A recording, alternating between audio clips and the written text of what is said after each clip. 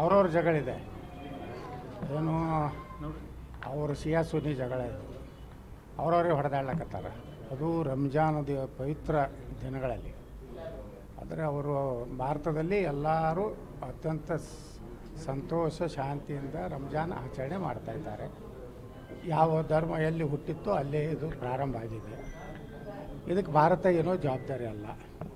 ಭಾರತ ಎಲ್ಲ ದೇಶಗಳ ಜೊತೆ ಒಳ್ಳೆಯ ಸಂಬಂಧ ಇದೆ. ಅಮೇರಿಕ ಜೊತೆನೂ ಒಳ್ಳೆಯ ಸಂಬಂಧ ಇದೆ, ಇಸ್ರೇಲ್ ಜೊತೆಗೂ ಸಂಬಂಧ ಇದೆ, ಇರಾನ್ ಜೊತೆಗೂ ಸಂಬಂಧ ಇದೆ. ನಮ್ಮದು ಇದ್ರಾಗ ಏನಿಲ್ಲ, ಭಾರತ ನ್ಯೂಟ್ರಲ್ ಇದೆ. ನಾವು ಶಾಂತಿ ಬಯಸೋರು. ಈ ರೀತಿ ಕಾದಾಡ್ಲಕತ್ತವ್ರು ಅವರು.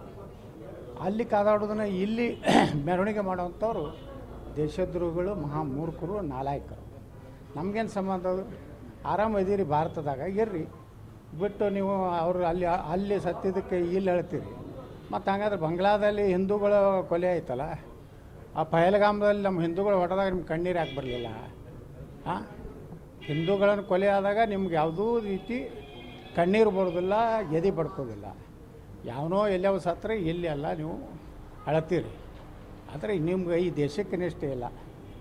ಈ ದೇಶದ ಅನ್ನ ತಿಂದು, ಈ ದೇಶದ ನೀರು ಕುಡಿದು, ಈ ದೇಶದ ಗಾಳಿ ಸೇವನೆ ಮಾಡಿ ಯಾರೋ ಯಾವುದೋ ದೇಶದಾಗ ಸತ್ರೆ ಅಳುವುದು ಅದು ದೇಶದ್ರೋಹ ಮತ್ತು ಈ ದೇಶಕ್ಕೇ ಒಂದು ರೀತಿ ಮೋಸ ಮಾಡ್ದಂಗೆ.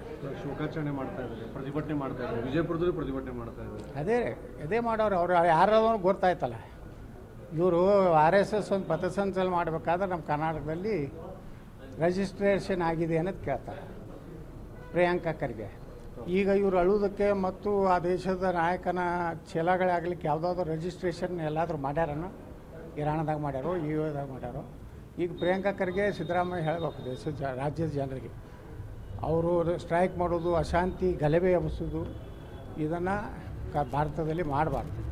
ಮಾಡಿದ್ರೆ ಅವ್ರ ಮ್ಯಾಗೆ ಆ್ಯಕ್ಷನ್ ಗುಂಡಿನ ಒಂದು ದಾಳಿ ಮಾಡಿ ಮುಗಿಸ್ಬೇಕಷ್ಟೇ. ಅವರೆಲ್ಲ ದೇಶದ್ರೋಹಿಗಳೇ ಹೊರತು ಅವರು ದೇಶ ಪ್ರೇಮಿಗಳಲ್ಲ. ಭಾರತಕ್ಕೆ ಅನ್ಯಾಯ ಆದಾಗ ಪಾಕಿಸ್ತಾನ ಭಾರತದ ಮೇಲೆ ದಾಳಿ ಮಾಡಿದಾಗ ಭಾರತ ಪಾಕಿಸ್ತಾನ ವಿರುದ್ಧ ಗೆದ್ದಾಗ ಇವರು ಸಂತೋಷಿರೋದಿಲ್ಲ. ಈಗ ಭಾಳ ದುಃಖ ಆಗಿದೆ, ಪಾಪ ಕಣ್ಣೀರು ಹಾಕ್ತಾಯಿದ್ದಾರೆ. ಆದಷ್ಟು ಕಣ್ಣೀರು ಹಾಕೋತ ಆತ್ಮಹತ್ಯೆ ಮಾಡ್ಕೊಂಡ್ರೆ ಒಳ್ಳೆಯದು. ಅವರು ಸಹ ಸ್ವರ್ಗ ಸೇರ್ಬೋದು.